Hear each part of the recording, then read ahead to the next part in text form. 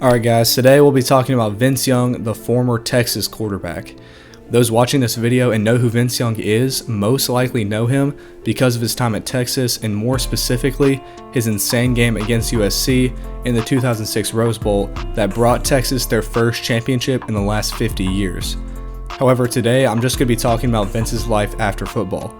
As you might have predicted, it did not go super well for him, and I'll just be breaking down what exactly went wrong.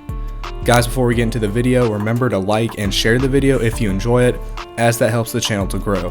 Now let's get into it. So I'll start at the championship game in 2006.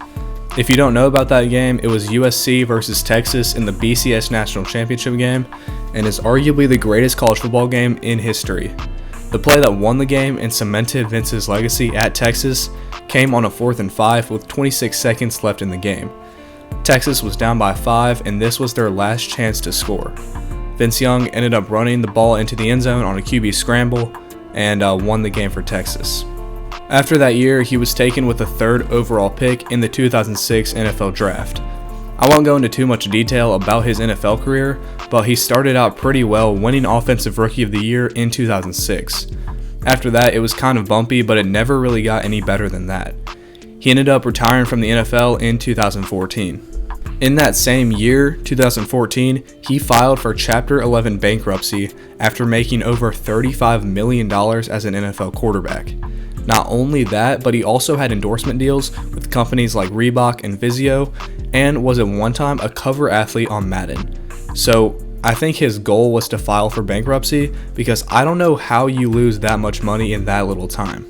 Then after that, he was arrested twice for the exact same thing. The first time was in 2016 for a DWI, and the second was another DWI in 2019.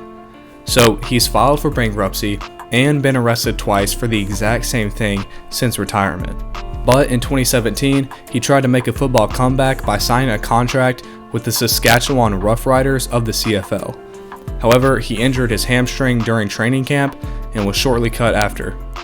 Now, all that is pretty bad, and things obviously did not go his way, but what I'm about to go over is the best part. So back in 2014, right after he announced his retirement from the NFL, he was hired by the University of Texas as a career development officer.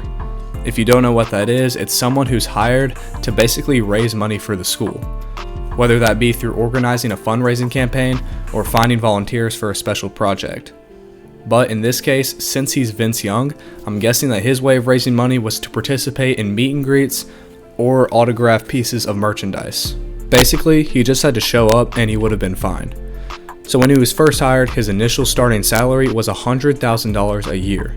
$100,000 to just show up. But he couldn't even do that. The job was going fine, but at some point, he began to just not show up. And to go along with that, he also had those 2 DWIs that I've already covered. After the second DWI, Texas gave Vince an unacceptable performance and conduct reprimand. And after that, Texas informed Vince that his firing was imminent unless he could demonstrate some change, but he failed to do that because not even a month later, on March 1st, 2019, Vince was fired from his job. Alright, so let's break this down. So Vince Young is, as most of you know, one of the greatest college quarterbacks ever, and most likely his legacy at Texas will be remembered for a long time. And his legacy and name can be used for many different things, including raising money for the school he went to just by being Vince Young. And that's exactly the opportunity he was given after his NFL career. Now, an opportunity like this is something that doesn't come around often, so when you're given an opportunity like this, it's probably best that you make the most of it. But he failed to do so. I mean, he did for a while, but eventually he didn't, and there's, at the end of the day, really no excuse for that. I also think this is a case of someone sort of peaked in college, and because he was so successful in college, he thought he could just slide by with the rest of his life. However, no matter how good you are at football or any sport, no one will ever be able to play that sport forever, so it's important that you make a plan or have a work ethic outside of this sport that you'll be able to use after you retire.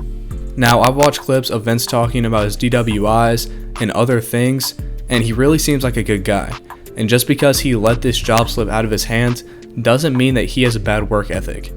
Obviously, he doesn't have a bad work ethic since he's one of the most known college QBs of all time. But he needs to find motivation in something else and put his work ethic into that, because football is no longer an option for him. With all this said, it really doesn't matter because on February 1st of this year, he was rehired by Texas as a special assistant in the athletics department.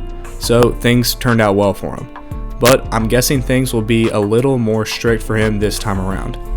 In the end, I'm glad things worked out for Vince, but this time around he needs to take advantage of the second chance given him by Texas. I have no doubt that he's capable of doing this, but the question is, will he actually do it? Alright guys, that's going to do it for this one. Again, if you like the video, please like and share it, as that helps the channel to grow. Besides that, until next time.